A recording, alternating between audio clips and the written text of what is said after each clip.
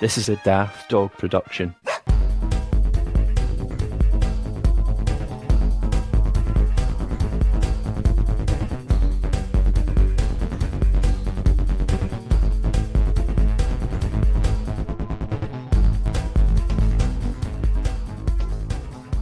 What? Self-imposed rule. Oh, I thought you said the seventh code law or something. I was like, what? You don't know about the seventh code, so... No, the seventh code is most important. I was like, this must be a reference, and I just don't get it. It's a really obscure gaming reference that you only get if you're playing the original 1984 version of Elite. It obviously would be an Elite reference. Of course. What else is there in life? So you got exactly the same headset as last time? Yeah, I like it. I know it works. It was easiest. You got a nice clear sound from it. Was it expensive or a good bargain, or what was it? No, bloody bargain. It was 13 quid. That, I have to say, is really good. For the quality of sound you get from it. You know, from the way it comes through on the recording here, it's really, really good. It is very good. It's very hiss-free. The sound I get back from it is good. They are quite comfortable too. But I don't know how comfy they'd be if I wore them for a few hours or something. Right. So if you're playing an extended Elite session that lasts all night, probably not. No. The biggest problem I find, I don't know if you find this, but I find where the glasses go underneath the padded bits. Yeah. That can be the point of most uncomfortability. If I wasn't wearing glasses, it would be okay, but with the glasses going under there. Yeah. Oh, they do kind of, when I have the headphones on, they do lift my glasses off my face. Oh, it's kind of annoying, isn't it? Keep pushing I don't back mind down. too much because I really hate these glasses. So I'm like, whatever, don't care. As long as I can still see, that's all I care about. Yep. Which you'll be happy to know I can. Well, good. That's always a benefit, I find. It is beneficial. So, Dave, are you ready to get this show on the road? Yes, I am. Awesome. Right. Hello, Dave. Hello. Hello, Sophie. Hello. This is episode number 6 of EDS Podcast. And Sophie, what have you been doing this week? Well, as you are well aware, my rabbit, damn him, chewed through my headset cable last time we sat down to do this, so I have been acquiring a new headset. What's the name of your rabbit? Buzz. Buzz is in Buzz Lightyear. Yep. And chewed clean through, didn't he, if I saw from the photos? I think in one bite, yeah. He has a taste for these sorts of cables and for iPhone chargers. Damn rabbits. How many iPhone chargers has he got through? 2 so far, and neither of them were mine. That's what makes it worse. Really? Yeah. That makes it better, surely. Funny enough, do you know what? You sent me a photo of your cropped through headphone cable. Yes. I literally just got a notification with that photo pop up saying, look at the new album we've created for you. Literally just popped up in some sort of super spooky coincidence. It knows. It knows. It's a week today. Is it a week today it went? Or was it last Thursday? I can't remember. But whatever. It just popped up. Wasn't that long ago. That's all I know. Little bastard bunny. Damn rabbits. Who'd have pets, eh? Aw, but they're so fuzzy and cute. Oh, I know, and smelly. Buzz is only sometimes smelly. What was that, sorry, Dave? And edible. Edible? I'm not eating my dog or my cats, come to that, or my children. You know what? I love how you put children in the same category as pets. Oh, they're all pets. I have 2 bipedal and 3 quadrupedal. Oh, excellent. Quite a collection you have going there. Yes, that's right. And Dave, how about you? Would not want to eat my rabbit. Would I not? He's got syphilis. What? And? Your rabbit has syphilis?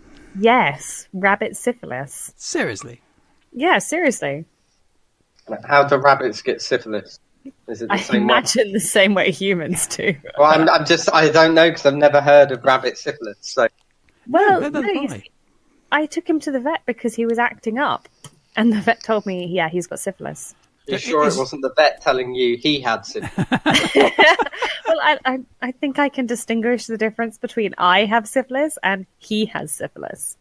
So is he going to go mad and bald like the French kings? No, because bunny syphilis tends to be fairly asymptomatic, and then occasionally you get flare-ups when they get stressed. Can you like give him antibiotics or something? Could do, but bunnies don't do well with antibiotics, so as We long just as he leave doesn't go too crazy, just leave it. Well, And it gives me a good reason not to let anyone eat him. You literally learn something new every day.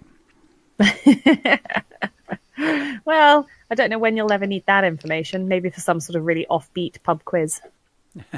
Or some bizarre podcast that we're doing. Or that, yeah. You asked how my week had been. Well, no, absolutely, and wanted to know, and we do know now. Now you know. Now we know. And Dave, how about your week? I have been playing South Park, The Fractured Butthole. The fractured what? Butthole. That's what I thought you said. Yes, it's obviously not worded that way, but how you pronounce it comes out as butthole. They're so mature, aren't they? Yes, they are, and I can safely say the game follows the comedy of the TV series. Does it really? I had one quest, as it was, because it's an RPG, where I had to stop myself from getting buggered by priests. Right. Really? Yeah, I didn't think Sophie would approve of it. It's not a question of my approval so much as whether or not I'm going to play the game, and this falls into the not category. Yeah, probably not. I mean, my character's main ability, you don't get to choose this, but his main ability is his arse. This is what, sorry? Arse. Oh, of course it is. Yeah. So I can bend time with farts. Only South Park. Only South Park, yeah. Literally, nobody else would do that. But other than that, I have been eagerly awaiting Peaky Blinders, which starts on the 15th. Yep. Tomorrow, as from the day of recording, in fact. Yes, I can't wait for that to start. Yes, no, I'm going to be watching that very keenly as well. Do you watch that, Sophie? I actually didn't hear what you said. That's why I was silent. Peaky Blinders. No, I haven't heard of it. What's it about? It's about gangsters in Birmingham in the post-First World War years. Headed by Cillian Murphy. That sounds like it could be interesting. It's really good. However, if it's series 4, and you would really have had to watch series 1 to 3, because it kind of carries on. Oh, massive sigh. Can I be bothered with that? The only thing is, Sophie, yes. there's only 6 episodes a series. Oh, it's a BBC series, is it? Yeah. Yes. Yeah, I can always tell because they only ever do 6. It's like 6? Sometimes 8. Really? This is why the BBC has no money.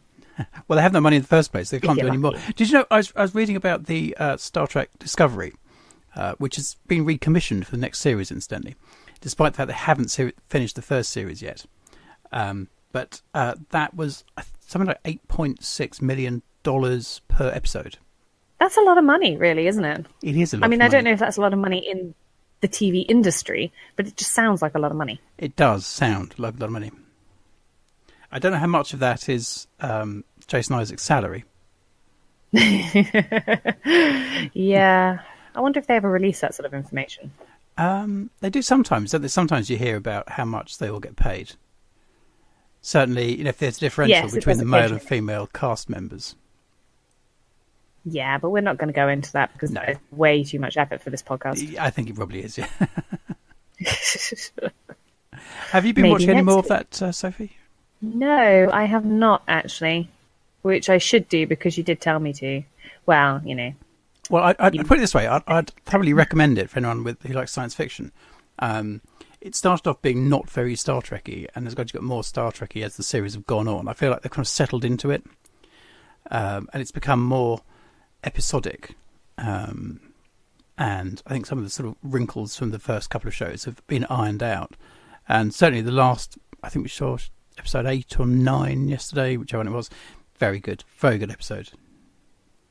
I may be convinced to give it another shot then, but I make no promises, rather.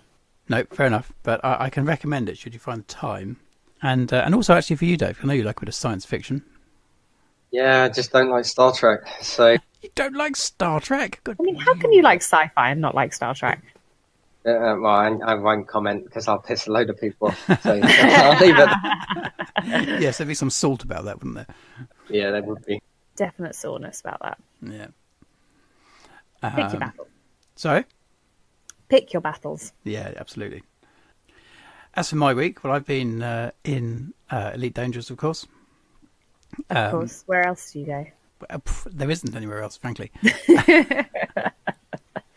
I've been doing some missions to find bits of alien technology and take them back to a particular space station. I've got a rather fragile, heavily engineered deep space exploration vessel to do this, which has been fun because the bits of alien tech corrode and degrade your spaceship as you're flying it. So you have to pick it up and then get back to the space station as quickly as you can. I was coming to land the other day on a planetary base, so I was coming in low across the terrain, landing up the landing pad, and the hatch at the back of my spaceship malfunctioned and dropped the cargo that I was supposed to be delivering. So I came in, landed, went down into the hangar thing, and came out of my little surface vehicle called an SRV, and trundled back out to pick up the things because they're still on the scanner. So I trundled back out to pick them up. But the surface vehicle can only take 2 and I need to deliver 4. So I had to call my spaceship back out again remotely, call it out, land it, put these things on board, go and get the other 2, put those on board, fly them back into the base. The whole time watching out for scans from the local law enforcement because these things are actually illegal in this system. You're doing illegal things? Yeah, illegal enough to get a kill-on-site bounty if they scan you. So wow, that sounds quite harsh, actually. It's Elite Dangerous. Sure do that in America. But the thing that makes it worth it is that the payouts are enormous, very considerable. Isn't that why most people do illegal things? Well, for the money. Possibly. Speaking as someone who's probably never even returned a library book late, I'm a little bit naive on this. No, you don't make money from returning library books late. You have to pay fines. But thankfully, they don't issue kill-on-site bounties for late return of library books. Could you imagine if they did, though? No one would make sure they got their book back. No, that's right. You should try going to Tunbridge Library because they offer them that. Do they really? It's amazing how well the patrons of Tunbridge Library behave. Yeah. What else have I been doing? Oh, more Elite Dangerous news. Listening to someone reviewing an Elite Dangerous RPG. This is an old-fashioned pen and paper role-playing game, and I probably haven't played one of those not this century, put it that way. And it made me feel really nostalgic for playing an old RPG. How do you feel about that, Dave? Have you ever played one of these? I used to play some old RPG games. I can't remember the name of them, but when I was at school, but I haven't played one for about 15 years or so. Ever feel nostalgic to play one? I do and I don't. Because, they can be quite fun, but I am cool at the same time, so... You're really not. Yes, I'm cool, it's fine. As long as I tell myself I am, it's fine. It's okay, we are all not cool here. No, we're not the Cool Podcast. that's another podcast altogether. We don't. That's somebody else, yeah. Aren't geeks cool now? What'd you say, sorry?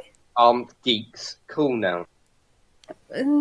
I still feel like there is a hierarchy within the geekiness. Is there an intra-Greek hierarchy? That basically means, just how cool you are. I don't know where I was going with that. Is that about you, Sophie? Fancy playing a go at an RPG sometime? When you're talking about these text-based RPGs, you're talking about like Dungeons and Dragons sort of style. Well, that's the game mechanism, but not in that sort of dungeon bashing format. I don't find those particularly interesting. But the Elite Dangerous one is two official Elite Dangerous RPGs, which are both licensed and both set, obviously, in the ED universe. So there's no dungeons or indeed dragons involved. It's more like that just sounds disappointing. It's more like playing through an episode of Star Trek or something like that. Oh, that sounds more fun. It does sound more fun. Not that I'm saying, that there's any Star Trek influence on Elite Dangerous at all. Our lawyers tell me I have to say that. So useful to have them on hand. It really is, isn't it? Oh, anyway, that was... Yes, sorry, Sophie. No, I was just going to say, I probably wouldn't be tempted to play it, although I have to say my other half has suggested that I would enjoy traditional Dungeons and Dragons, so I am going to give that a shot, with the board game and everything. Yeah. Board game? Board game. It is a board game, right? Sit around the table sort of game, not a board game. It's a tabletop game, but there's not... Tabletop game, yeah, sorry, not board game. That, I just call all board games, regardless of what they've got a board or not, a board game. I'm like, let's play poker. That's a board game. No, it's not. It's a card game. No, it's not. Yeah. You know what I'm saying? Yes. Just about, yeah. Shut up, you. So we have some feedback from a previous week. Loyal listener Andy has got in touch to say that we were talking about set-top boxes and how none of them have all the TV services you'd want to watch in one package. And Andy pointed out he just bought a TV, and he's giving me a long model number, but it's basically an LG 43-inch 4K TV, and it has all of the services we were talking about built into it. Right, so it comes with the TV. Yeah, all built into the TV. So it's got in it, it's got a smart TV, so it plays apps, and it has in it iPlayer and Now TV and Amazon Prime and Netflix and others, many others, all built right in. So no set-top box required. I wonder how expensive that is. Very good value, actually. Very good value. Because I looked it up. In fact, there's a link in the show notes. You can look it up. Okay. And when I bought my TV, I got a 40-inch Samsung, which when we bought it, which was, I don't know, 3 or 4 years ago now, was reduced in January sales from £1,500 to £600. I thought, yes, that's a real bargain. That's a significant decrease in cost. But nowadays, this LG, I found it online for 450 notes.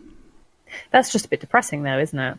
Well, yes, no. I mean, technology moves on, and it does say to me that if I now bought a new TV, if our TV blew up and I had to buy a new one for the same money I spent for the old one, I would get a really good TV. Or in fact, I could save money and get a better TV. Just so you know, your link doesn't work. Doesn't it? Hold on. It might just be me being a retard. It's me being a retard. Don't worry. It wasn't working. No worries. I think you have to right-click on it and then select the... Yeah, and then select the link underneath it. Yeah. Yeah. It's quite a shiny TV. Actually, LG, I always think, do good TVs. Like, the screens are really nice. Although I have to say, when I had an LG phone, I timed it. It took a full minute to turn on. A full minute. Really? I'm like, well, I hope I don't need this in an emergency. Hang about. That implies you turn your phone off. I do turn my phone off. I think it's healthy. What? I don't... my phone, I'm most speechless here. My phone, I turned on the day I got it, and I haven't turned it off.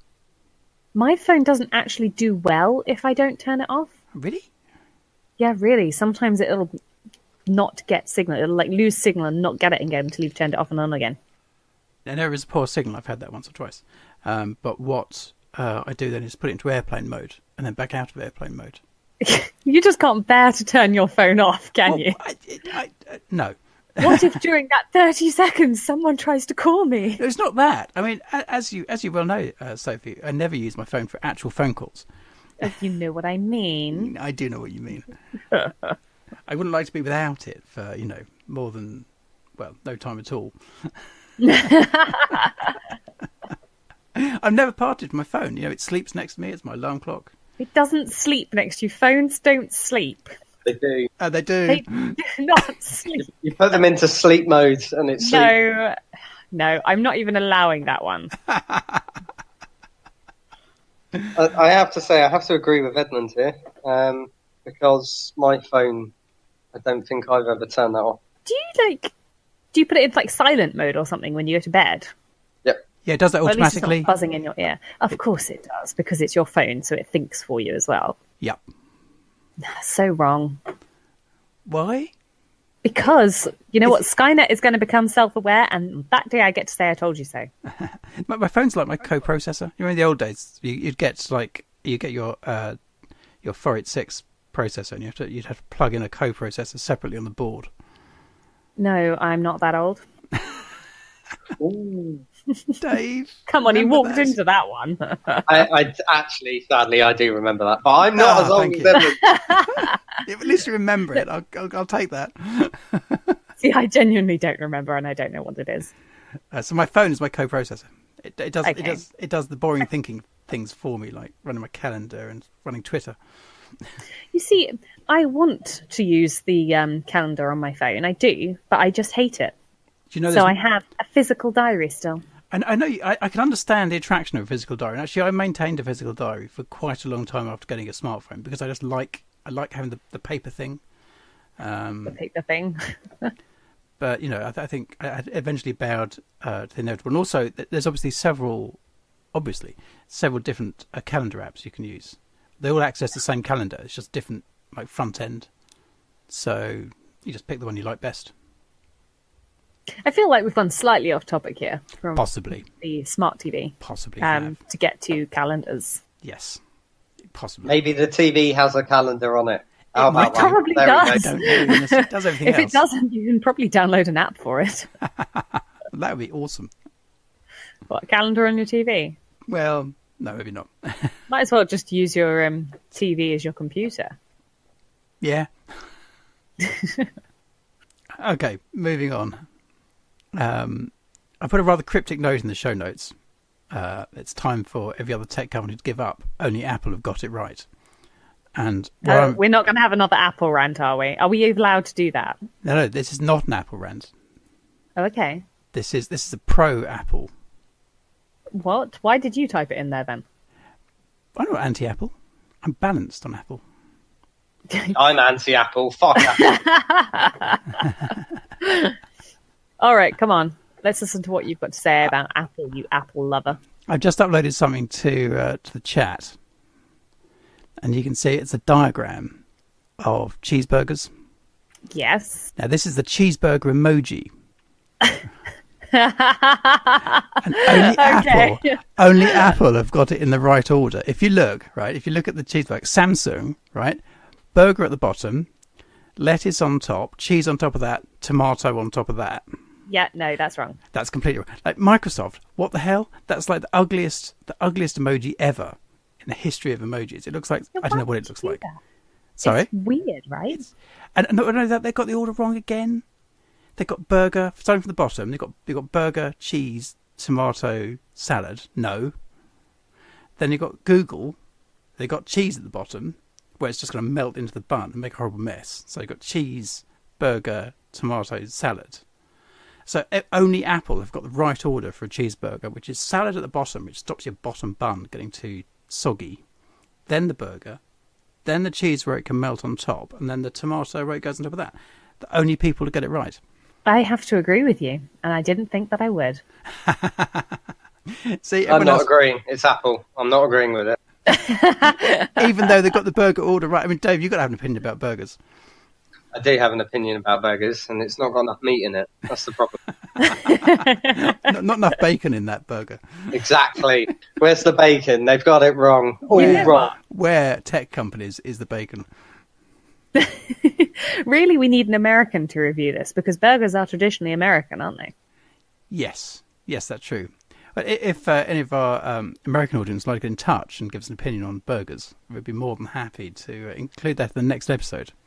We'd like to know what the correct burger order is. Well, surely it's the Apple one. Surely. In my non-professional burger opinion, I would say that's how I would do it. Yeah. Lettuce on the bottom, burger, Yeah. cheese, tomato. Yeah, if I'm making burgers, that's how I make it. See, what it should be is bun, bacon, burger, bacon, cheese, burger, bacon, and it just carries on like this. Until, Does it ever get to the top bun, Dave? well, it depends how big your mouth is. Dave, you know what? If you ever get married, please, for the love of God, invite me to your wedding, because your cake is just going to be burger. Bacon, Yes, it is. burger. It's not cake, it's just burger. Oh, yeah. When I burgers. say cake, I use the term loosely, you know. You can have burgers with a side of burgers. Can I bring my own sweet potato fries? Yes. If you eat them outside, yeah. Oh, that was so so magnanimous of you. So if you can have some of your sweet potato fries. Bring your own. No, thanks. I don't share food. It's all right, Ed. You can have burger fries. Burger fries. Oh, that's Oh, right. that sounds vile. Is it like burgers, chips, dipped in batter, and then fried, deep fried? I don't know, but this sounds fucking amazing. Now. Somebody needs to make this. I shall experiment later, and I'll get back to you. Do you have a deep fat fryer? Yes, I do. I'm not sure whether to believe him or not. He does have do. deep fat fry. I've seen it. You do. In fact, I've envied it because I quite like deep fat fry, but I'm fairly convinced I wouldn't be allowed. Also, I would happily buy that sort of thing for you for Christmas, but that's beyond our £5 price limit, unless you want a really dodgy one that's going to blow up in your face. No, thank you. What are the thoughts there? The thought is Why- that See, my question is, why do you two not have deep fat fries? Obviously, I know Edmonds isn't allowed one, but how else do you cook chips? I don't have chips at home. Oh, God. What's wrong with you? I have sweet potato wedges with plenty of spice. With a burger? When I make burgers from scratch. Sorry, I can't get my words out today. When I do make that. burgers, yes. As store-bought burgers can sometimes be a bit grim.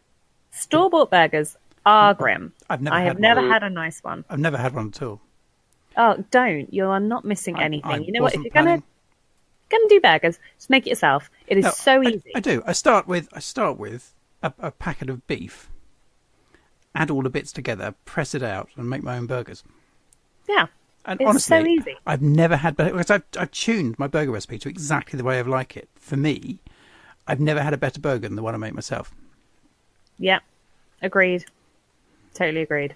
Yeah, so it's ruined Not gonna pub lie. burgers for me actually, because I'd never had a burger at a pub without thinking, actually, I make better burgers myself. Well, I will eat burgers out, but I don't eat them in pubs because I don't like pub burgers. Ah. Even like the gourmet ones aren't that nice. If I have a burger out, it has to be at somewhere that specialises in burgers because then I know they're doing it right.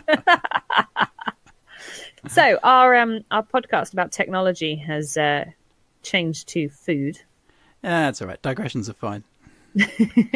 and inevitable with us. Yes, absolutely. Dave, you had a comment about Wolfenstein, I believe. Yes, I do. It looks fucking awesome.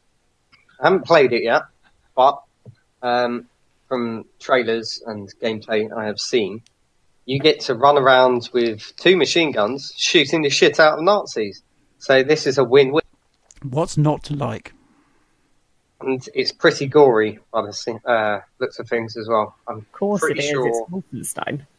Pretty sure I saw someone cutting someone's head off with an axe. Oh, how lovely. So this sounds like my kind of game.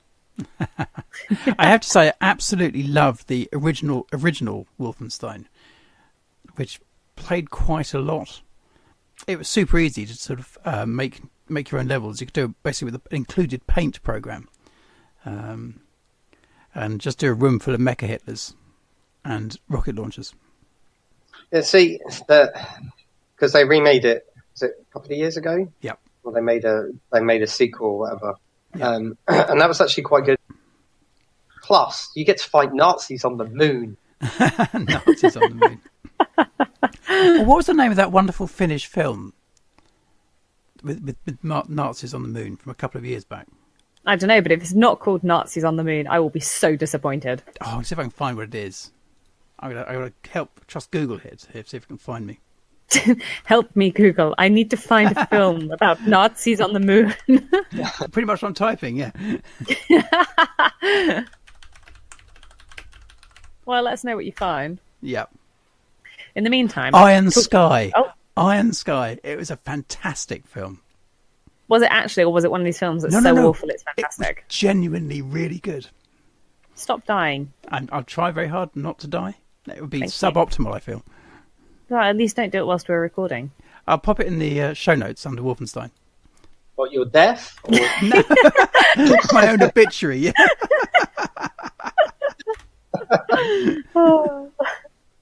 There we go, in the show notes. But yes, you need to play the new one, Edmonds. You need to play the new order, and I reckon you'd enjoy it. I'll give it a look when it comes out. There's bound to be a demo or trailer or something. Ed, I'm sorry. I have just clicked on that link. And do you know what IMDb summarize it with? The sentence, or not IMDb, but the summary sentence for this movie. Okay? I'm going to do it in my movie guy voice. Go on. The Nazis have set up a secret base on the dark side of the moon in 1945, where they hide out and plan to return to power in 2018. Exactly. What the fuck? What's that sounds wrong with awful. that? It's brilliant. It's got 5.9 stars. That's not bad. Actually, I don't trust IMDb rating because I just don't agree with it ever. No. Look. This is it's a comedy science fiction action film, right? It's not supposed to be taken like serious science fiction. I can tell. Comedy, but this guy's name is Wolfgang Kurzfleisch. That's my best German. Wolfgang Kurzfleisch. Of course, it's so obvious now that you say it. It's hilarious. Trust me. This is like highly recommended to watch. It's not a serious film. It's a very funny film. Well worth watching.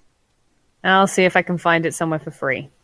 I think we watched it on something like Amazon Prime or Netflix. Or that's what I was thinking. I'd try out. No, I'm sure.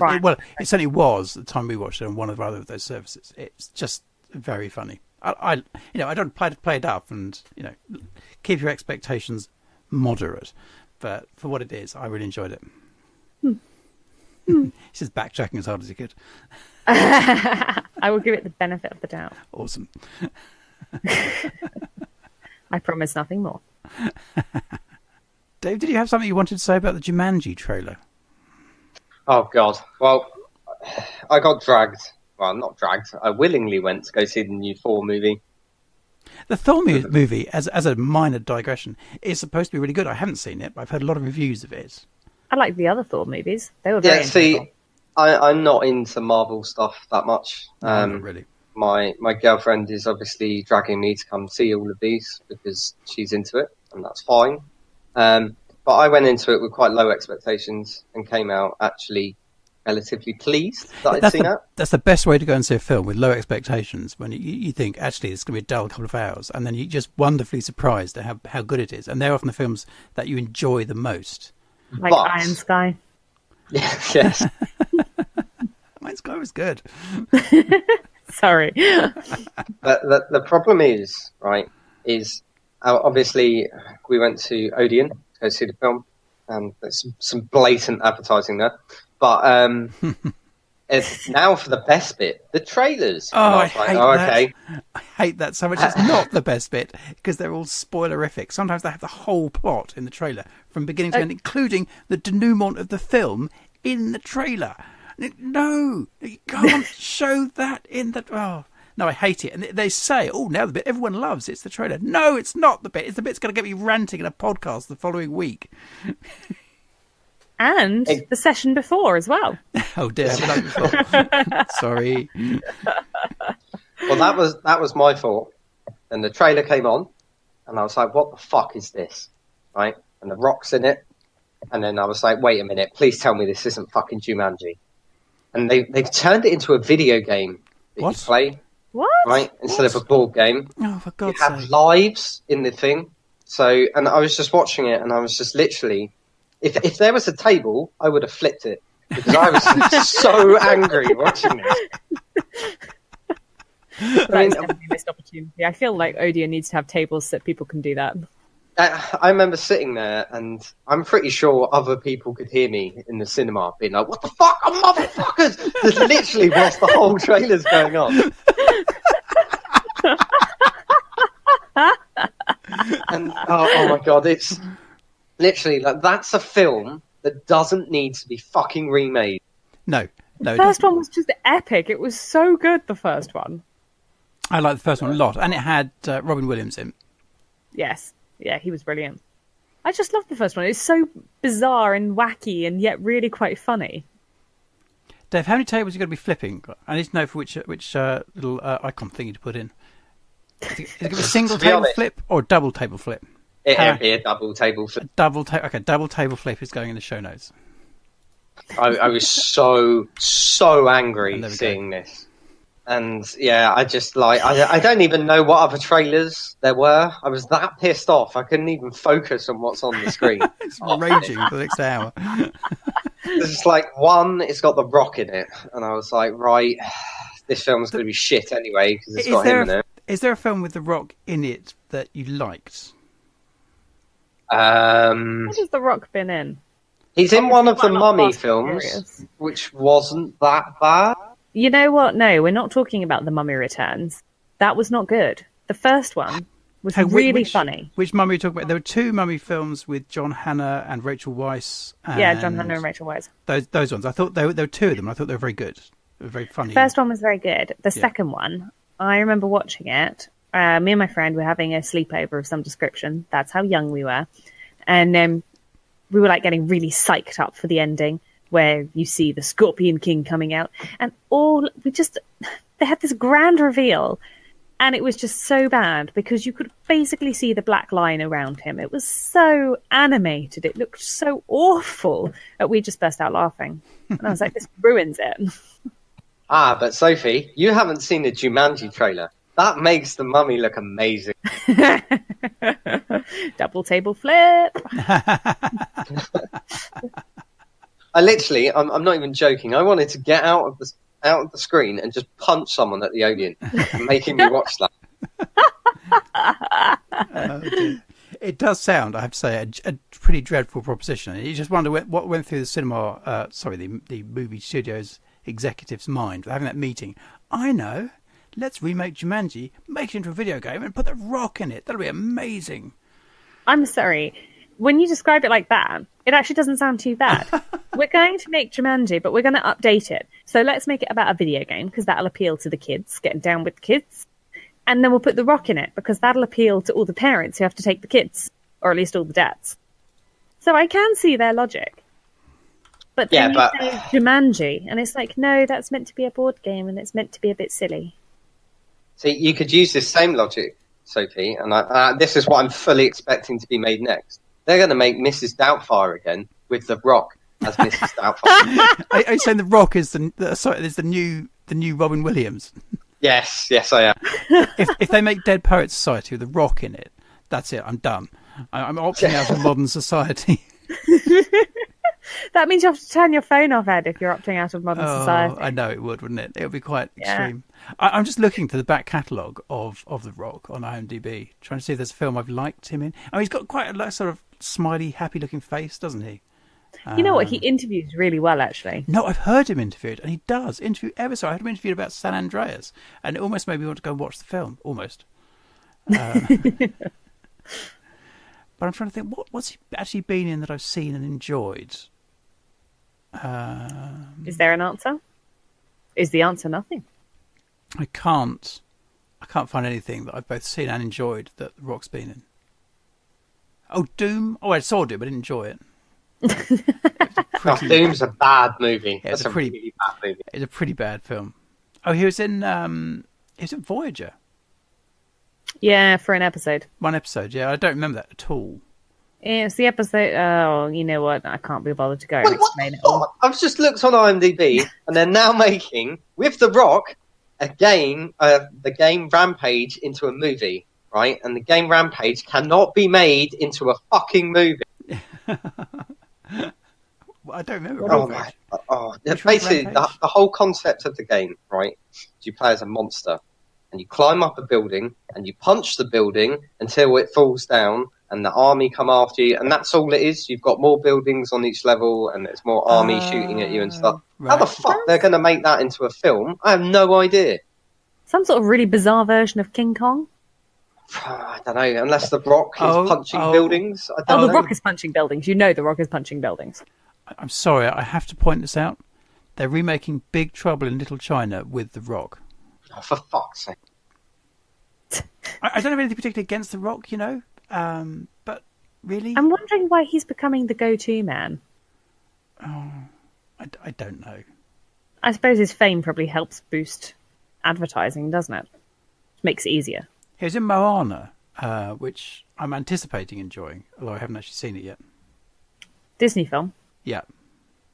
Yeah, apparently it's very, very good. So I've heard, and William went to see it with his school, and he said it was really good.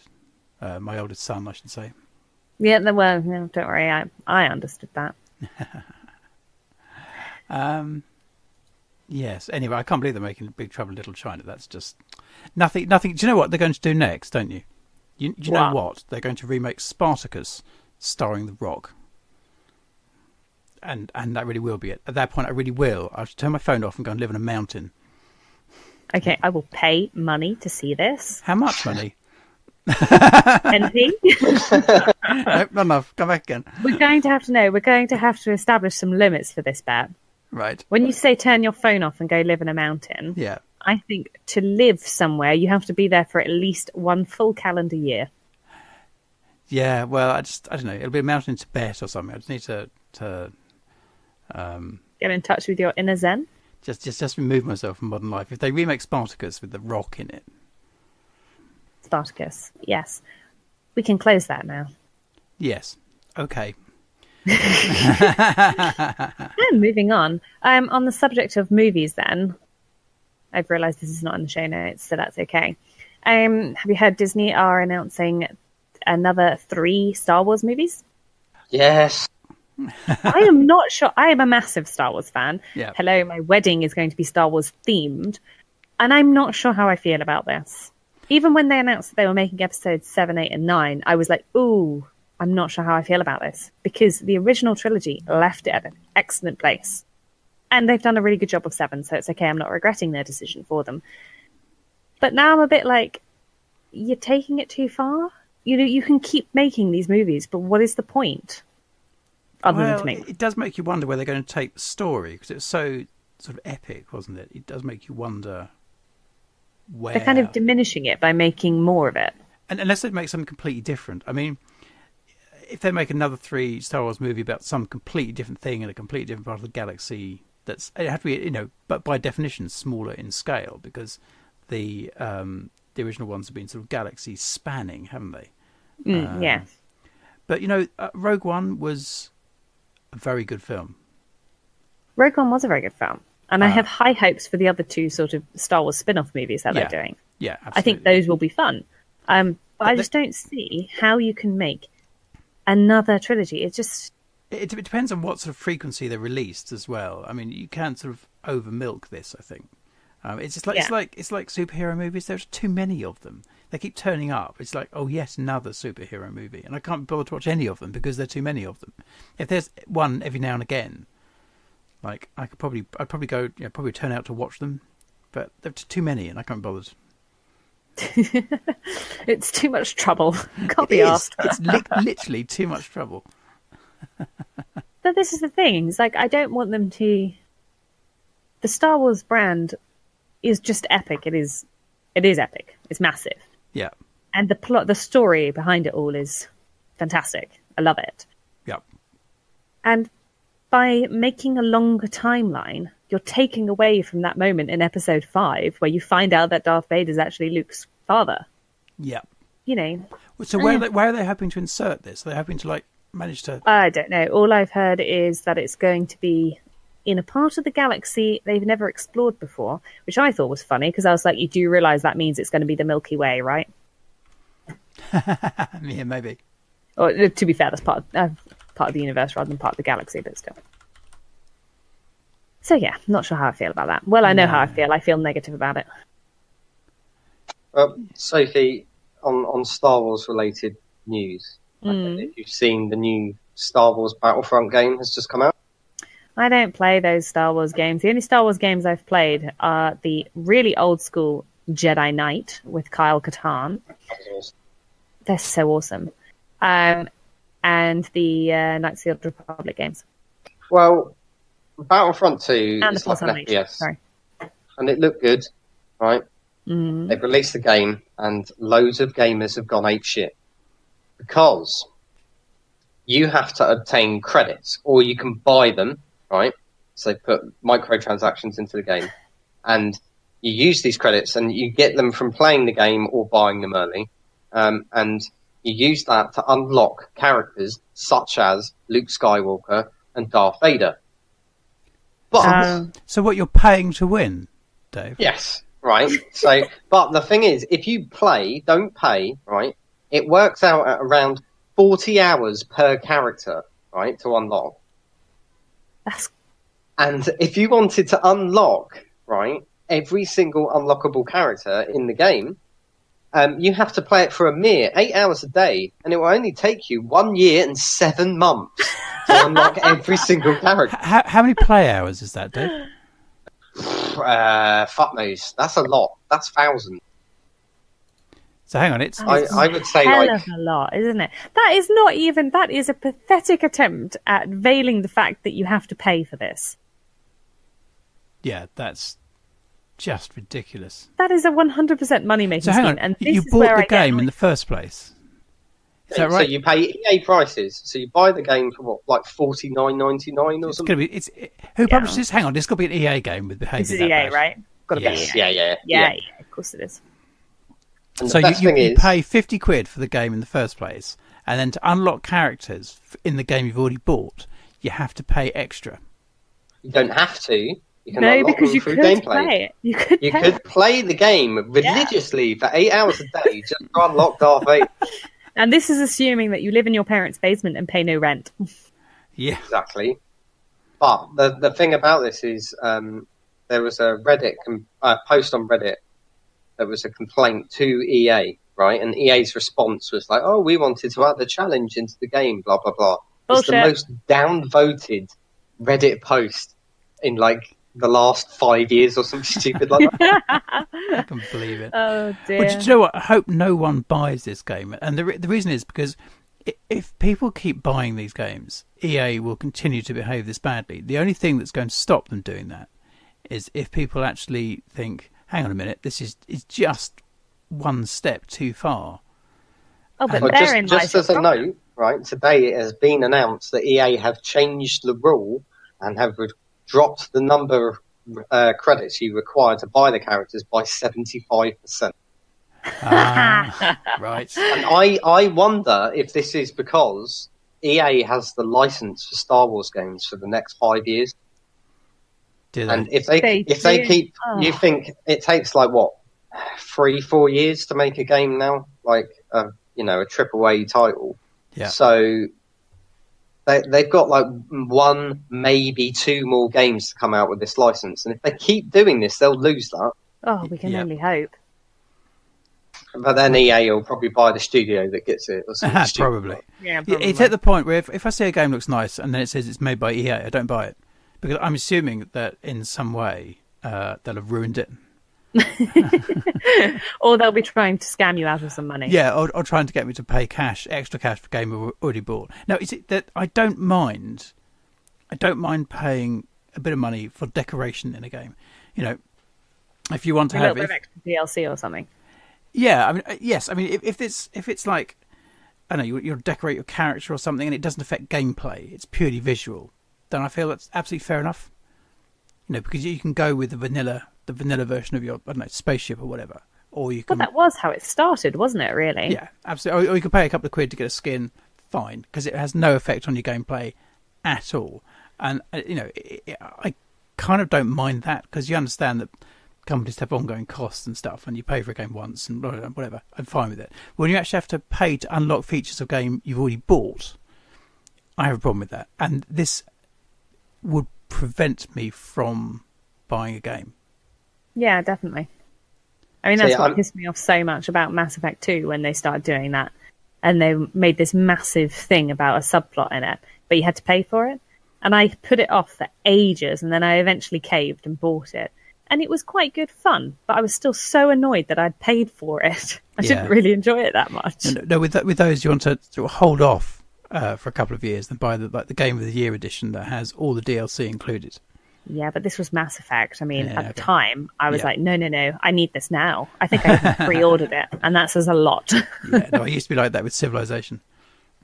But you see, it's going to get to the point with EA games where you load up the game, it's just like press enter to continue, and you're like, okay, press enter, and you click new game. You need to pay $2.99 to unlock this option. And what to save your game? Yeah, exactly. Per game save will cost you $2.99 extra. If you want 3 game saves, that's £9. EA are like the Ryanair of the gaming world, aren't they? They're like, nope, the game is extra. But I just paid £50 for the game. No, you didn't. You paid £50 for the box. But they've done some classic things with this, though, where they did the Battlefield series of games, right? And they came out, and then they started releasing new maps as DLC content that you had to buy. But the problem is if you play this game multiplayer, like competitively, you have to buy those maps. You're forced into it because they will take up new maps, because otherwise you're left with like 4 maps to play. So they will put them into leagues, and you're forced to buy the pack. This is something that stopped me buying Battlefield, because it looked amazing. But, there's no way I was buying that and the extra maps. To be fair, Battlefield is a good game. Like for an EA game, it's actually quite a good game. As long as you're playing it with other people. If you're playing it on your own, it's depressing. Is it? You get stuff like, for example, at the spawn points, there will be, I don't know, tank. Depending on what game you're playing, there'll be tanks and planes and all that lot. And obviously, the first thing everyone does is jumps into a plane or a tank. Yep. And there's a set amount of these vehicles. And because you're the only lonely bastard playing on your own, you're left with nothing, and you've then got to run 4 miles in the map to get headshot by a sniper from 700 yards away. Yeah, no, I've done this in Unreal Tournament. Oh yeah, that was a classic for that. Exactly the same thing. When they added vehicles, before they added vehicles in the earlier UTs, they were really good, and then I think it was 2004 they added vehicles, and it was sort of fun because I didn't play online, I just played against bots. Yep. Great stress relief game that. And that was kind of okay because all the bots were shit in the vehicles. So I was like, you know what? You just all run along the floor and I'll take the only plane. But adding vehicles to games, I'm never really that bothered by it. Excuse me. Stop coughing. Sorry. I told you, die quietly. Okay, I'll die more quietly. Yeah, so, where were we again? I don't remember. We won't be buying any EA games in the near future. No. I think it's safe to say. EA, we're boycotting your games. Yeah, boycotting. Unless you want to sponsor the podcast. No, we are not selling out to EA. No, okay, no. What am I saying? I was going to say, because if that happens, this podcast will get dissolved. None of us will have anything to do anymore. No, true enough. I might actually be able to get on with my life. Oh. I'm kidding. So, Dave, have you watched all of the episodes of Halt and Catch Fire? Yes, I have. Yeah, me too. I finished them the other day. What did you think of them? I was quite happy with the ending of it. It was a proper ending, wasn't it? Yeah, it was. I mean, I think there's scope left for like another spin-off series of it or something. But no, a spin-off series wouldn't work because I mean I don't want to give anything away about the ending, but I feel that it had run its course. I mean, it had run its course. They have, they're not making another series, but I mean, for me, I felt that was one of the best and most touching dramas I've ever seen. I thought it's ironic it was set in the tech industry, which is stereotypically populated by sort of emotionally stunted nerds working at computers, but actually it was full of strong but flawed characters. I am often not likable, sometimes downright irritating.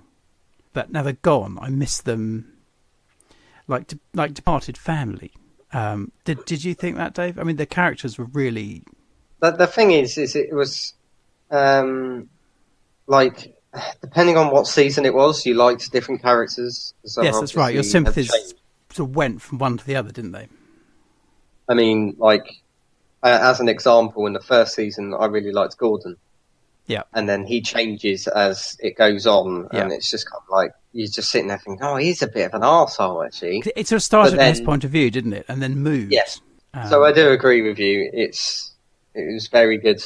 To be fair, I was getting a bit sick of it by the time it finished. Oh, God, no, I wasn't. Certain characters in there were really annoying me. I watched the last few. I found that the last few episodes very difficult to watch. Not in a bad way, not because they're rubbish, but because they were so sort of emotionally taut.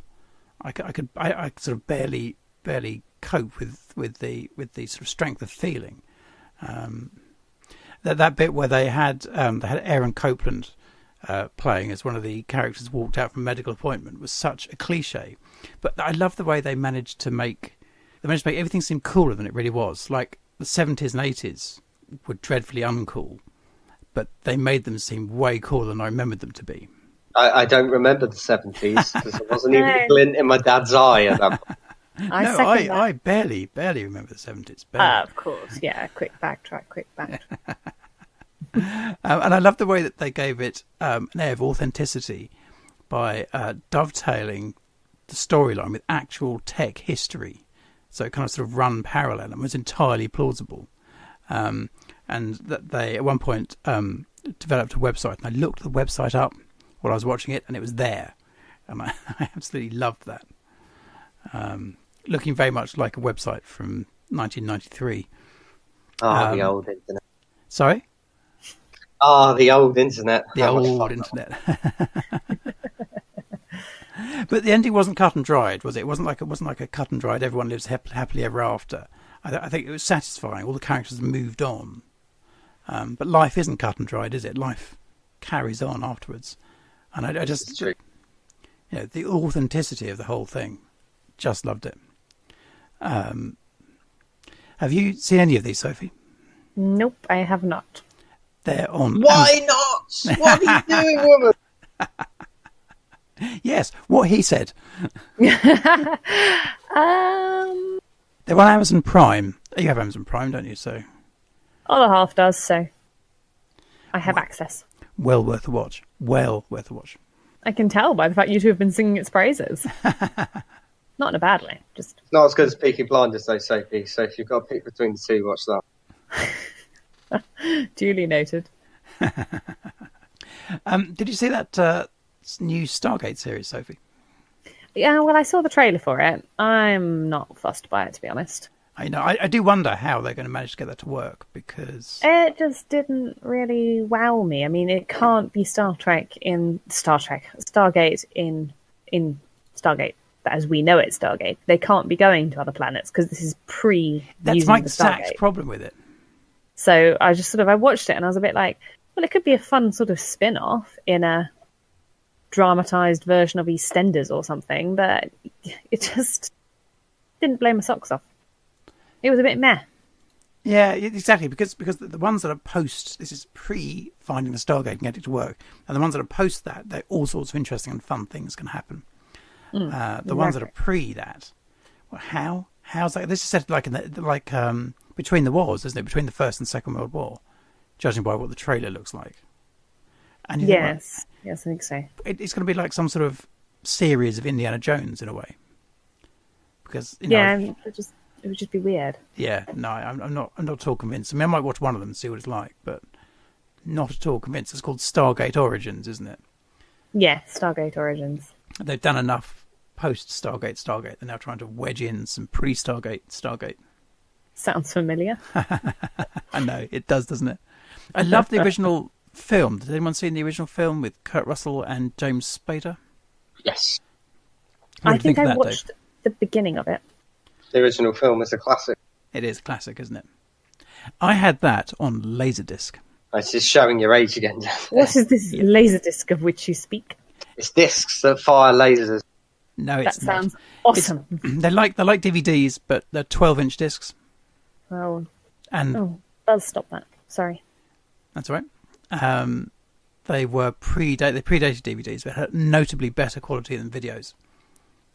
They're read-only, of course. You couldn't write to them like a video, so they're read-only like a DVD. And you buy films on them. And they're a big step up in terms of quality. But Excellent. Back on track?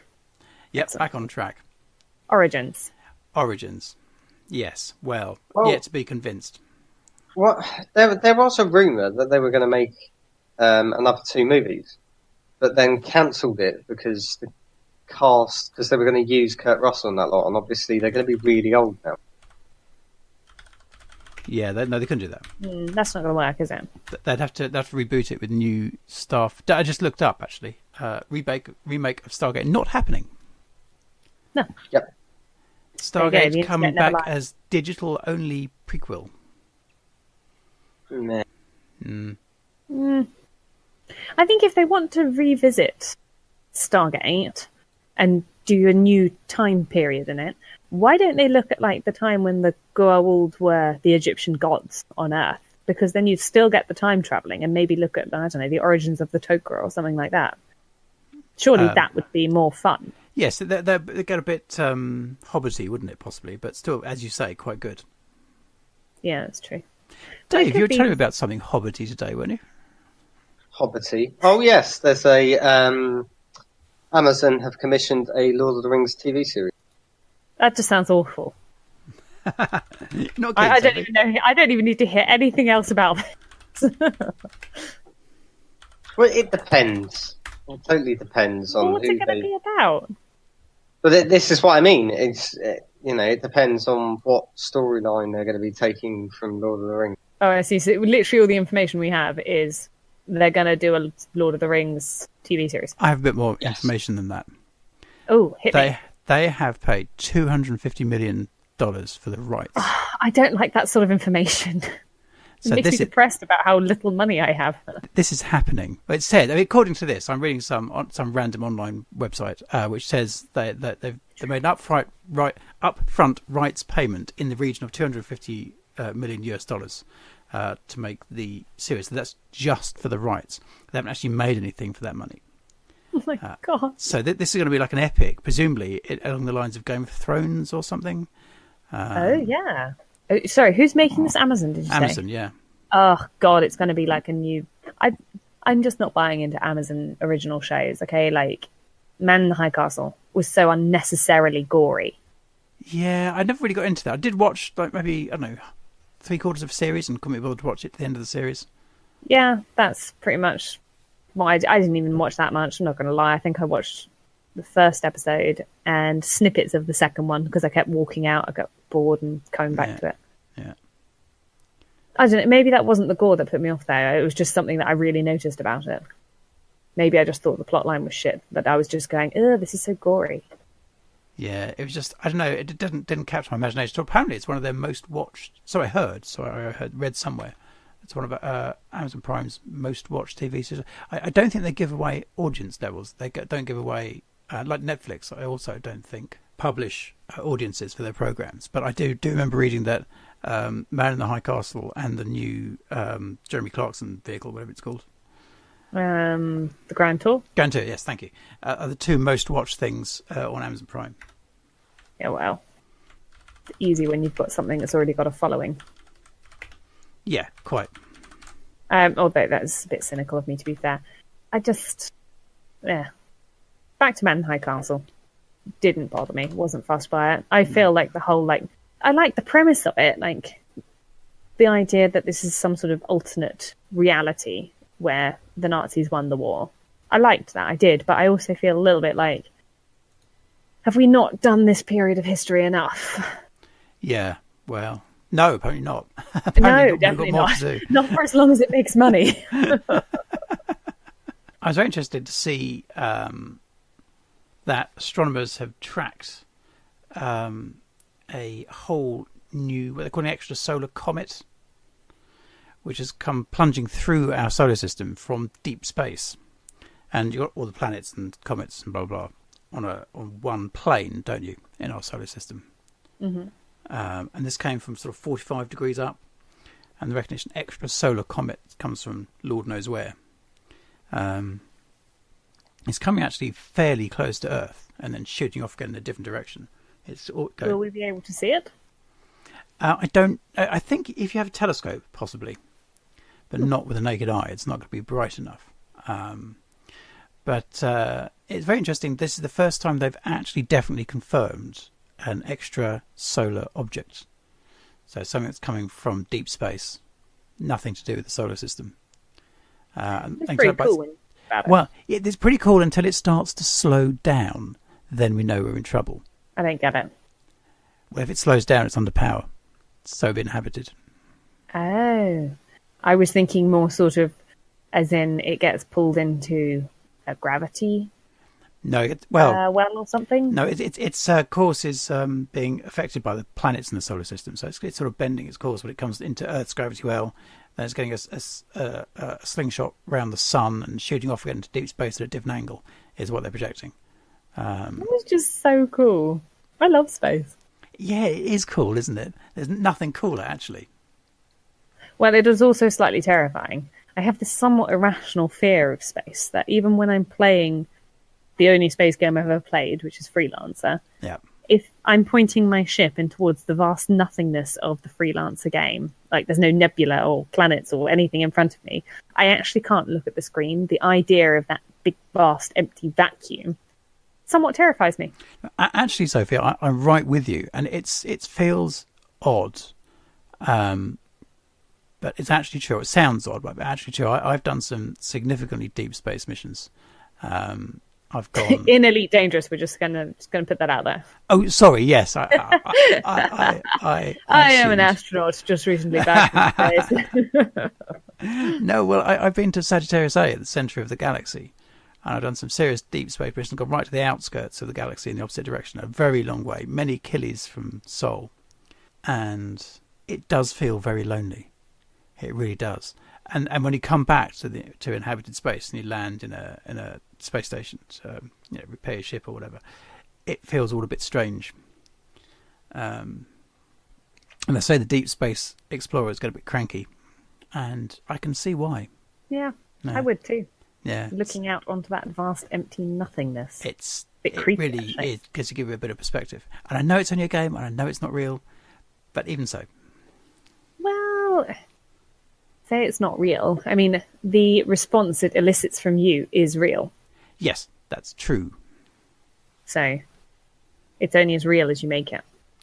While we're on astronomy, did you read about that neutron star collision? No, I did not.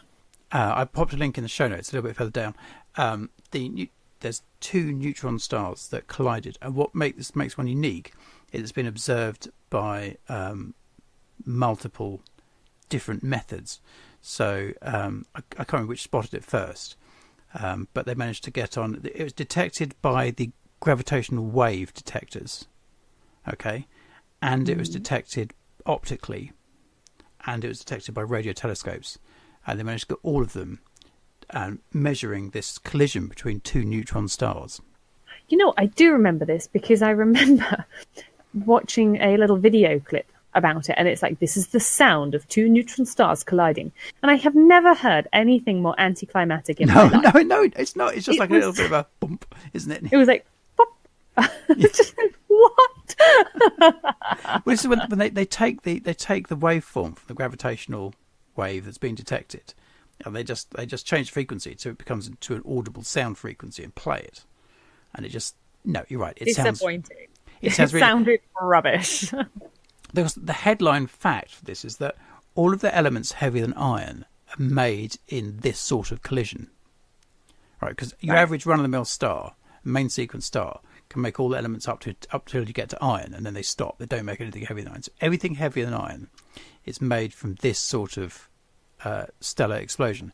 So, if you've got gold jewellery or silver jewellery, that's where those elements came from this sort of collision. They reckon that this neutron star collision ejected approximately 1 Earth mass of gold. That's pretty cool. Anything else? Sorry? Did it make anything else? A whole bunch of other stuff, but that's just like a headline fact that I picked up from that. A whole Earth mass worth of gold. Pretty impressively large amount. Yes, it is. How do we get our hands on it? I don't even think it's in this galaxy. So maybe we can contact Obi-Wan. It's in a galaxy far, far away. Okay, Ed's got his spaceship next to his shed. So you can go pick it up for him. Next to his lathe. Yes, unfortunately my spaceship doesn't have an intergalactic range. Bit shit then, isn't it, for a spaceship? Bit shit. It only does 40 light years in one jump. No, that means nothing to me.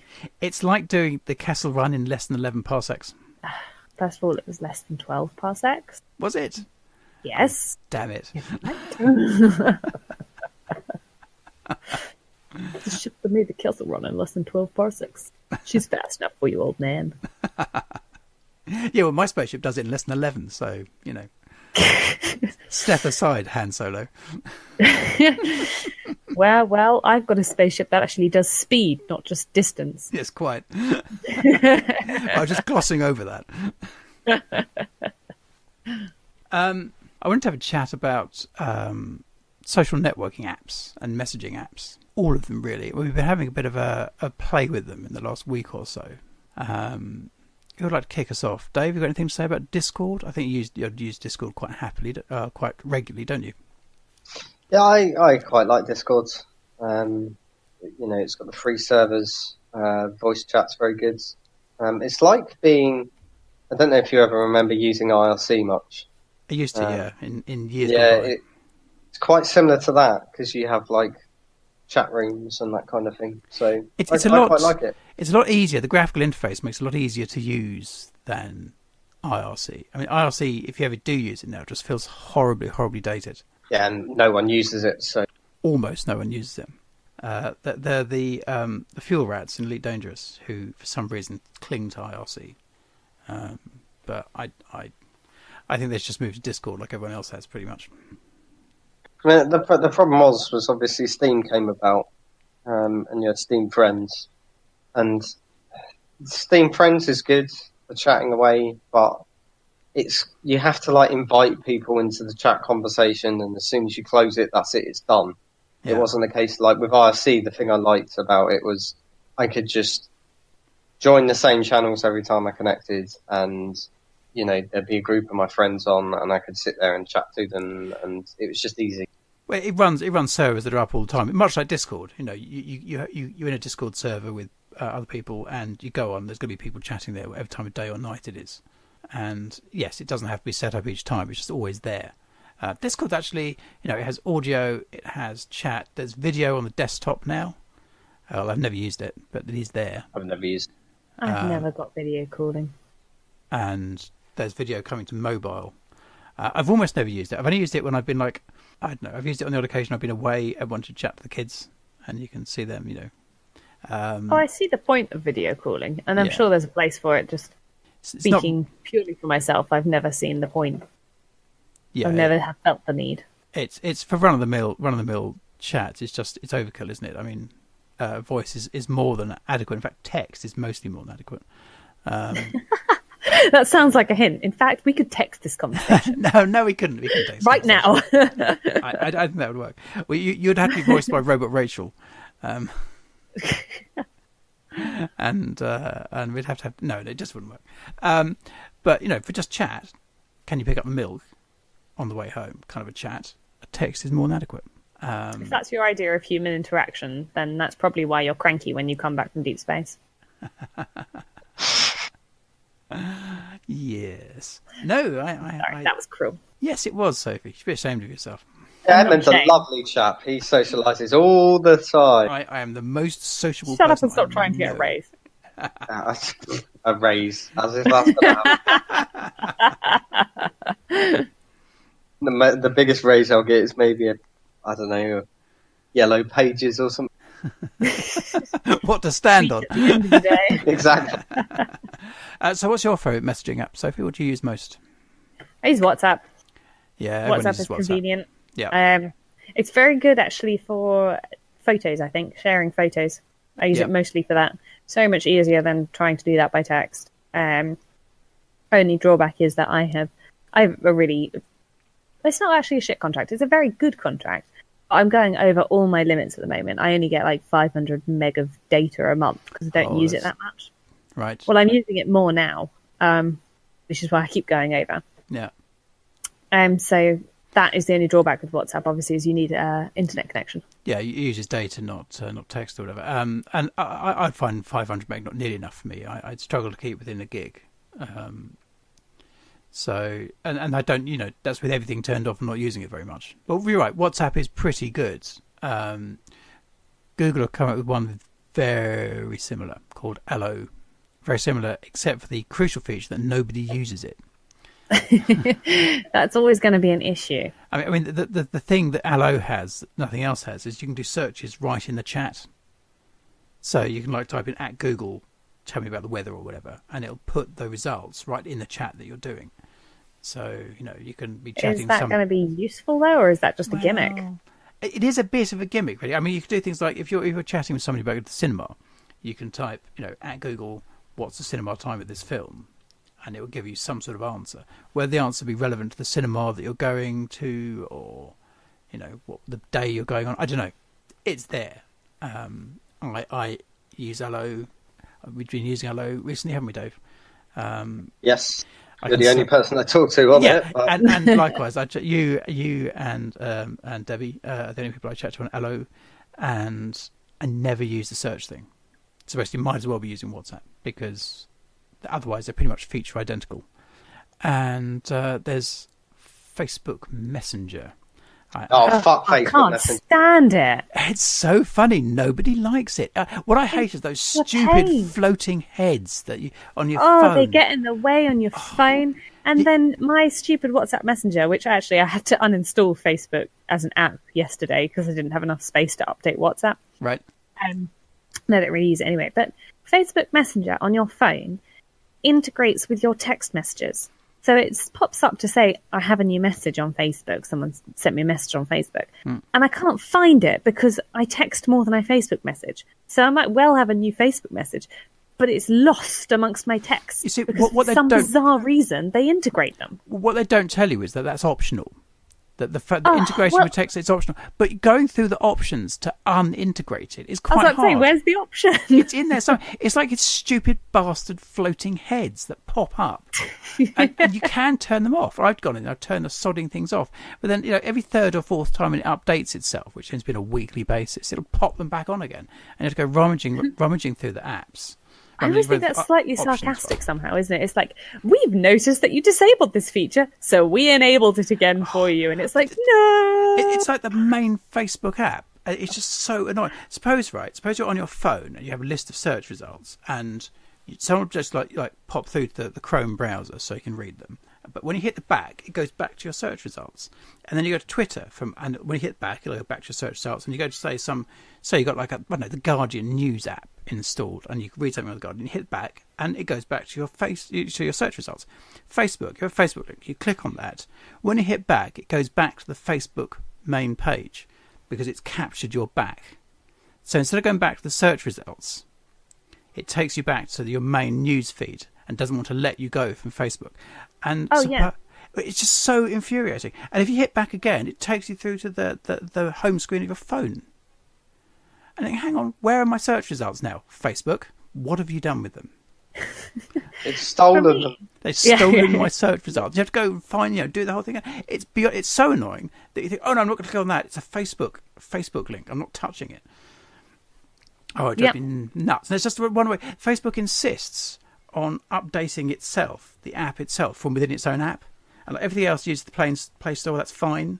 But Facebook wants to update itself, and it doesn't tell you about it, apart from the little line saying, oh, we always keep the Facebook app up to date, which just means they've sneakily updated it without telling you. And you can turn it off, but you've got to go rummaging in the options to find it. As with all these things with Facebook, see, I'm always getting messages on my Facebook about privacy settings and whatnot. Yeah. But I'll be buggered if I can find out how to set the privacy settings I want to set. You can't do it on the app. You have to do it on the webpage. Exactly. And it's a complete pain in the butt because I don't come home and go on Facebook. No. I will only be on Facebook when I'm bored on a train or whatever, No, absolutely right. And even like finding the options in the Messenger app is a pain. There is, incidentally, and I'll send you a screenshot of this at some point, a way of de-integrating your SMS. Oh, don't worry about it. I uninstalled the whole thing. Have you? Oh, I don't blame you. Don't blame you at all. I mean, this is I needed the space, and I was like, actually, this is rather annoying. So this is a benefit. Quite an annoying thing. It's funny though how everyone says that if you mention Facebook messaging app to anyone, even people who use it regularly, oh, bloody Facebook messaging app. Nobody likes it. I get an issue with because I talk to my brother via Facebook normally, and I'll be mid-conversation, their messages just stop sending, and I have to force quit the app and reload the app to get it to send the message. And I have no idea why the fuck it does that. Because it can. Probably. Maybe the app's updating. I don't know. I have no idea. It's very annoying. While we're having a moan about Facebook, their notifications bug me a lot because you have the Facebook app installed on your phone and you have some notifications that come up and you swipe them to get rid of them because you're not interested in them. If you haven't actually gone into Facebook app to have a look at them, notifications, the same notification pops back up again like a couple of minutes later. Oh yeah, and then it stays there and you as can't well when you get actually rid go of into it. your Facebook page. Yeah, you can't permanently get rid of it until you go into the app to look at your notification list, and then finally it'll stop repeatedly notifying you about it. And they're always such shit notifications, aren't they? The other day I got a notification that said, blah de blah has updated their status. And I'm like, I don't care. Yeah, simply don't care. They haven't tagged me in anything. I don't care. Yeah. They haven't posted anything on my wall. I don't care. Yeah. Because most of the time these status updates are really fucking boring anyway. And you have, I've been on Facebook for years, so it pops up every day to say, you got Facebook memories today. Yes, I know. Oh, yes. I have Facebook memories for every day of the year because I've been on Facebook for years. Now, sod off. See, one thing I don't like about the actual Facebook app, and this is a relatively recent thing that I've noticed, is I'll be on Facebook and I'll scroll down, right? Yeah. And normally to exit an app, you press the back button. Yeah. And it just closes the app. It doesn't. It goes back to the top of your fucking feed. It goes to the top, doesn't it? And it's like, I refreshed this for you so you can look at more shit you don't care about. Exactly. And I'm there like... Oh, yes, it does. I hadn't noticed that. Lobbing my phone across the room because I'm like, just close! Just go away! I don't want Facebook! And this is another thing. This is another thing, right? It had one post at the top, right, which I was looking at. And thought, I can come back and have a look at that later. That's got a video that might be interesting. Oh no, that disappears. So I've scrolled down a bit just to see, if what Dave was saying works for me as well. So that I've hit the back button. It's gone back to the top with completely different things at the top now. And that thing, I thought, well, that's interesting. Like, haha, you had your chance. Yeah, if you don't watch it now, it's gone forever, and you're never going to see that again. The internet will make it disappear. But the problem with this as well is it brings up stuff from like 4 days ago that's put at the top of your feeds, and it's like, right, okay, I've already read this, or I couldn't give a shit what my friend has had for dinner, or... Oh, no. I think the worst thing is for that is when it's like somebody, like a group on Facebook or whatever, is trying to advertise, get more followers, whatever. So they're doing this whole tag a mate in this, both like it and share it on your wall for a chance to win whatever. Yeah. And you sort of think, oh, there's only like a few hundred people doing that. I actually have a good chance as far as these sort of competitions go. And then it goes away and you can never find it again. And then you don't get afternoon tea at Michaela's Cute Cakes. It's so upsetting. It is. And then later you find it and it's like, congratulations to our winner, blah, blah, blah. And I'm like, fuck you, Facebook. Just fuck you. And your mum too. I hope you're saying that to the winner as well. Yeah. Yeah, I tracked them down. Said it in person. You tried messaging them on Facebook Messenger, but it wouldn't send. Yeah, but the conversation here just kept getting in the way.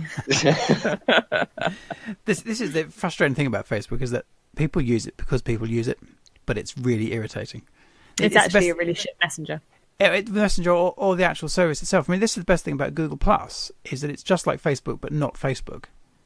Except, except that not that many people use it. There's a lot more traffic through Facebook than there is through Google Plus, which is a bit of a shame because it's a nicer platform, but it is what it is. I think the other message service we haven't covered is Apple iMessage. Probably neither of you two use that or have used it. No, I'd rather stick pins in my eyes. Not an Apple fan, Dave. No, not at all. No. Well, I used to have a number of... In fact, I still do have a number of Apple devices. I have a Even... Burn him. Honestly. I'm officially neutral. I'm platform neutral. Seriously. How very PC of you. No. Seriously, taking this into the wider setting, I don't care what platform. I'm task orientated. So, okay, gaming aside, gaming has to be done on PCs. Okay, because there is no other system that you can satisfactorily game on. Consoles are okay, but the same experience, the same game will be just a bit better on a PC. in my view, and I'm nailing my flag to that particular mast. But when it comes to the only thing you use a Mac for regarding games is you may use your MacBook as a mouse mat for your PC. But when it comes to, like, I don't know, typing a letter in a word processor or whatever, or doing a spreadsheet, it simply doesn't matter what platform you're on, because you can get the same thing done if you're on Linux, if you're on iOS, on an iPad, if you're on Mac OS, if you're on Windows. It's the same sodding thing, and I don't care. I really don't care what platform it's on. It could be an Android, it could be on anything. Don't care, because it's task orientated. You can get Word or Office on most of those formats in one form or another, or LibreOffice, which is as close to actual Office as makes no odds. Doesn't matter. Don't care what platform it's on. So I'm officially platform don't care.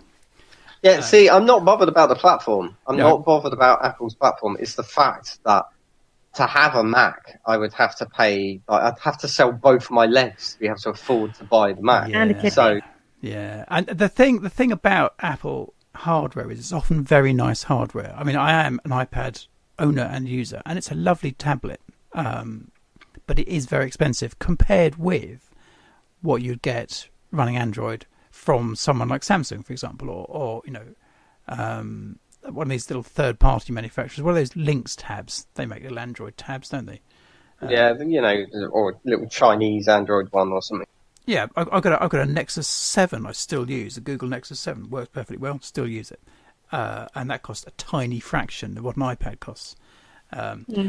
Nonetheless, what used to drive me nuts about iMessage, I used to have my phone, right, an iPhone, and I used to have a tablet, an iPad, and the iMessage messages come up on both platforms, right? So someone's messaged you an iMessage, comes on both platforms. What actually happens is that the message is captured by your iPad, which is at home, not on your phone, which is the one that's on you when you're out. So someone messages you on iPad, you've got no idea because it's gone to your iPad, usefully, which is at home. And then it will eventually turn up on your phone, but the delay can be considerable because it thinks it's delivered the message to your iPad. Drives you nuts. It's just one of the ways they're trying to be efficient and yet failed miserably. That's been designed by a man, I can tell you that much. Has it? How do you know that? Well, it probably has. It's designed by Jonathan Ive, but what makes you say it's specifically masculine, Sophie? Because that's exactly the sort of thing that a man would be like, look, this is so cool. We can get it sent to this one thing. We'll send all messages to this one place. And that's really efficient and a great idea. Which one should we send it to? The iPad. That's much more of a gadgety thing. That's way cooler. Guys are going to like that better. Great idea. Let's do it. At no point have they invited somebody in and who a woman would go, we should send it to whatever one they use the most. Whichever one they're going to have with them, which would be a phone, wouldn't it? Also, because women are obviously notorious chatterboxes. They're your own gender stereotypes, Sophie. They are, and yet they conform to most other people's. That's why they're stereotypes. Okay. Yes, whatever it is. I mean, I tend to prefer the cock-up theory in that it's an unintended consequence. They hadn't worked it out. They didn't realise that's what would happen. But whatever it is, it's a real failure. Excuse me. And although I'm no longer an iPhone user, I know this still happens because I heard somebody complaining about it on a podcast literally last week. So I know this still happens. Any other? There you go, then. Have we missed out any social media apps that we want to talk about or other messaging apps? Does anyone use What's really bad is we haven't really talked about the main ones, which is Instagram. I was just going to say, does anyone use Instagram? No. I have an Instagram account. I don't install the app because it's a massive battery hog. And noticeably, you install Instagram the app, and suddenly your battery just disappears. It rinses it. You think, where the hell did that go? Uninstall Instagram, suddenly you've got battery life again. That's been my experience of it anyway. So I don't use that. Snapchat, don't have an account. Anyone use that? I've used it, but it's a bit shit. I want to like it. Like, I like the idea of it, of just like, it's almost like a saw this and thought of you sort of thing. Yeah. It's like the modern day postcard. Yeah. But I would take quite a long time just taking the photos because I'd be like, saw that. Oh, no, sorry, that picture's blurry. Let me take it again. Oh, no, I need the flash on. Oh, no, red eye reduction. Sorry. It just wouldn't work for me. Yeah. Yeah. The last time I used Snapchat, right, I sent a Snapchat to one of my friends, and I was watching the election debate on BBC, and I managed to put dog ears and a nose on Theresa May. Oh, perfect. Oh, that's just hilarious. I love that. Okay. So that's the only use I can find. For That is a brilliant use, though, isn't it? Mocking our politicians. What else do you want from life, really? Oh, politicians who are functional and useful. Those words just don't go together. No, I know. Keep dreaming. Yep. What else have we got here? Reddit. Anyone use Reddit? I read Reddit occasionally. Yeah, I use Reddit. I have the Reddit app installed, but I'm more of a reader than a poster, I have to say. Yeah, I have seen funny things come up on Reddit, but I've never actually posted. Yeah, no, I find it quite hard to find things I want, and maybe I don't know why. Maybe it's why the app is organised, but it's a bit counterintuitive. And I tried to comment on something just the other day, and it simply didn't work. There was no comment available. And I was like checking the help. You've got to hit the plus button. There was no plus. So I gave up. Went back to Twitter. I use Twitter a lot. I have 3 Twitter accounts. And I spent a lot of time on Twitter. I'm thinking about, in fact, having a 4th Twitter account. It's just a way of subdividing topics, really, as much as anything else. So I have one Twitter account that's just for Elite Dangerous. And I only follow, I mean, pretty much followed by other ED players. And just another general one or whatever. Android has a much better facility for swapping between Twitter accounts. The one on iOS has like too many tabs, like tap, tap, tap, tap, tap. And some of the tabs are tiny icons, which is a bit irritating. Android one, it's like really easy. And just one tap, and you can 2 taps, and you can swap between the accounts. And do spend a lot of time there. Quite like it. Find it. I follow a lot of people on one of my accounts, like hundreds of people, many hundreds of people, because it's always something to read. If you've got a bit of a dull moment, you can just put on Twitter and somebody's posted something interesting, scroll up and down, there'll be some scientific or political article you can just pop in and have a read from. Always entertaining, always something funny on there. Like it a lot. I'm just going to put this out there right now and say that you are very, very middle class. The examples you gave there were scientific or political, and then later on you added funny. Oh, does that make middle class? That definitely makes you middle class, because it just does. Okay. Right. You're in a class, Guardian Ed. reader. You're in the middle.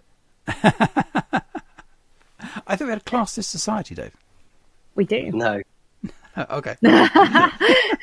Not where Dave's from. There's only one No, class not there. where I'm. Okay, fair enough.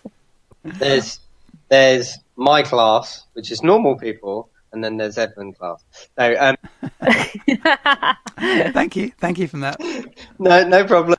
Cut that bit out, please. Maybe. How much is it worth to you? Yeah. So have we missed out any social networks or messaging apps? Is there anything else anyone wanted to mention about that? No Do more. you remember I can... ICQ? Yeah, ICQ. That got bought by somebody, didn't it? Now, what I remember about that is you could Was see it people EA? typing. You could see people typing as they typed.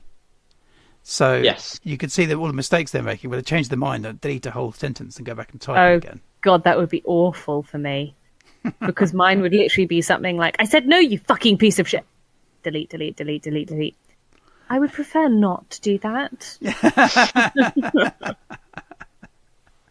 Yeah, that was the funniest thing about ICQ. You could see all those things in real time as somebody typed them. It had the Hilarious. most annoying sound effects in it, though. I don't remember the sound effects, actually. A complete blank. When you typed, it was like a typewriter noise. Oh, like an and old-fashioned then- typewriter. Yeah, but Yeah. But that Which would is be like annoying. novel. It's novel for all of 4 seconds. Yeah, And Yeah, then it's you're one like, of these things. It's how like, do oh, I that's turn fun, and this then off? shut the fuck up. Yes. Yeah, somebody bought that out. Did it later become AIM or something? it might have done. I never used that. No. I honestly can't remember what happened to ICQ. I did use it. I had an account. I chatted to people. I wonder if Wikipedia can tell us. What do you reckon? Yeah, Wikipedia it. Yeah, okay. As a side note, Sophie will remember the best messaging app ever, which was Will I? MSN Messenger. Oh, yeah. MSN. Oh, that was so awesome. You have your list of friends. Oh, that was fabulous. Yeah. And then when you wanted someone to talk to you, but you didn't want to make the first move, you had to like log on and log off again and hope that they paid attention to the little notification you get. Yeah, just keep doing it so it fills up their whole screen. And then you might get a message of, "You all right? Oh, there we go." Oh, you having problems with your computer? Yeah. Just, internet's down. Can't use that anymore these days. Sadly not. I have shocking news. Shocking news. We've been talking about ICQ. So mean. We've talked about ICQ in the past. It's still alive? It's still alive. I'm just looking at the homepage right now. I'm going to pop it in the show notes for everyone's benefit. You can get it for iOS, Android, PC, web, Mac OS, Linux, and other platforms. Guys, sorry, 1 second. My dad's on the phone. Just give me 2 ticks here and I'll get rid of him. Yeah. Well, I think I hung up on him by accident, so I'll see if he calls me back. That got rid of. Yeah, that always works. Just shouted no and then hung up. I didn't even say that. I said, "Hi, Dad, can I call you back?" And then there was absolute silence. So I was like, "Oh, he's not actually even on the phone." Maybe butt dialed. What? Maybe he butt dialed. Oh, right. Yeah, sorry. I thought you said back dialed. I was like, no, sorry. No. I've face hung up on someone before. Oh, I do that quite a lot. Yeah. Oh, Klutz hung up, as it's also known. Yeah. Just like fumbled with your phone, almost dropped it, and realised that you've accidentally not only hung up on the call you meant to, but also dialed for an ambulance at the same time. That'd be so bad, because I know if I did that, if I dialed 999 by accident, and they would be like, "Which emergency service do you require?" I'd be like, "I don't. Oh my goodness, I'm so sorry. I'm really, really sorry." And they'd spend so long apologising, they'd just be like, "Yeah, get off the phone." But they charge you for it. I can't remember. It's not a lot of money, but if you misdial 999 by accident, you get a little fee comes on your phone bill for it. It's really? Like 50p or a pound or something. Maybe that's to stop people, I don't know, doing it by accident. But then how do they? Oh, who knows? Yeah, quite. So, astonishingly, perhaps not astonishingly, not of your ICQ still exists and is still in use and has been copyright 1998 to 2017. So it's been around for a while. 1998. I wonder if I can recover my account. I was just thinking, I want you now to go and find if you've still got an account with them. Yeah, I will have to install the ICQ. I have to install the client first. It'll have to be your mission. Yeah, all right, okay. I'll give myself homework. Accept it. I'll report back. I'll report back on the next episode. I'll just make a note in here. Can I recover my account from 1998? There we go. Let's find out. Yeah, it's worth a try. You never know. Yep. I'll report back on the next enthralling episode of EDS. Most excellent. I'm sorry? Most excellent. I think we pretty much covered everything we wanted to. I think we have, and I hope we have, because I'm starving, so I really need to me go too. make some I got the boys to put in bed, and then I can finally have something to eat. Dave, was there anything else you wanted to cover? I was going to cover the epic. No, not really. If there's something else you want to cover, go right ahead, or stick it in the show notes for episode 7. I can't think of anything anymore, and to be fair, I'm quite bloody hungry as well. So. We have been talking for a very long time, actually. We have. To be fair, yeah. I've been hungry since the beginning of this podcast when we were talking about burgers. Yeah, actually, quite. Damn it! I want burger tonight. Yeah. I don't know what I've got tonight, actually. I'm in a very lucky position of having had something cooked for me. I don't even know what it is. So, well, if it's a burger, you need to WhatsApp us a picture. Yeah, okay. What is that, sharing pictures of food on social media, Sophie? Yeah, definitely. Okay, it won't be a burger. This is the best thing to share on social media. Fair enough. Yeah, right. like my phone is filled up with photos of food and other people's pets. Yeah, pets. Be a lot of Pets. Right. Well, lovely to speak to you both. And you? And you too. And I'll catch up with you again soon. Yes. Take care, y'all. Yep, and you. I don't know why I Bye. feel like doing that in American accent. Well, leave it in. It'll be fine. No offense to anyone. Nope. All right. Yep. Bye. See you next time, guys. Bye. See ya. Bye. Oh, Southern Hellfire, I'm on it. I just don't know. I would say yes. Yeah, it'd be alright, wouldn't it? Damn it. I'm just here to provide light relief. Fuck this. And that's taken as read.